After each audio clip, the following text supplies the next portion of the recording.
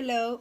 In this section of the book, I'm going to share with you a little bit about the complementary principle and how it interferes with the functions of languages. Usually, when we are bilingual, and I can explain to you this by experience, we use one language for one purpose and one language for the other. We have a strong language for family purposes or for school or for social activities, and another one for other relevant areas of our life. So it's very normal that bilingual kids come to school and they have a limited vocabulary in one of the domains or one of the areas, because obviously they have work in a different language for that specific area. For example, I usually speak Spanish at home, and my kids know that when I speak Spanish is at home is because we are going to talk about family situation, or in general about things that happen at home.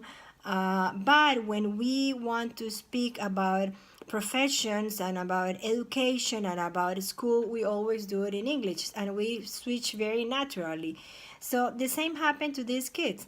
And that's part of what the author of this book explained about the complementary principle, and how some bilingual are stronger in one language and weaker in another language, depending on the domain that they are speaking, so, or in the context that they are speaking.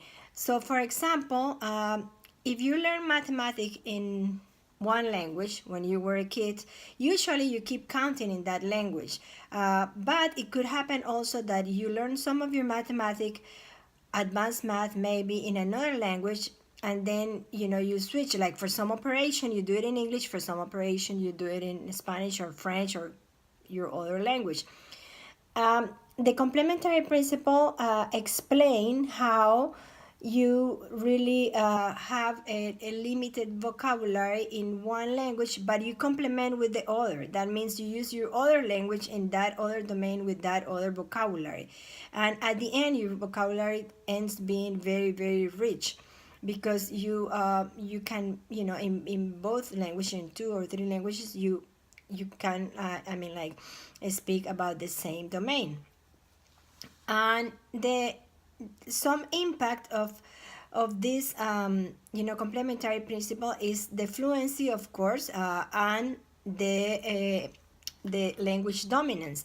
So the fluency refers to the fact that if I have always studied in English at the university level, I am much more fluent speaking about professions or about education in English than I am in Spanish or in French. And my strongest language for profession is probably English, whereas my stronger language for socially or for family is Spanish. My kids, they know perfectly well that when I give an order at home, or I tell them to do something, it's going to be in Spanish. And, I would never do that in English, because I don't know, I never learned how to do it, or maybe I know how to say it, but I just don't feel like it's the same. Even when I'm mad, or when I'm angry, or when I yell, I always do it in Spanish. You will never hear to me yelling in English, or or being mad or angry in English. I never do it. I just never do it.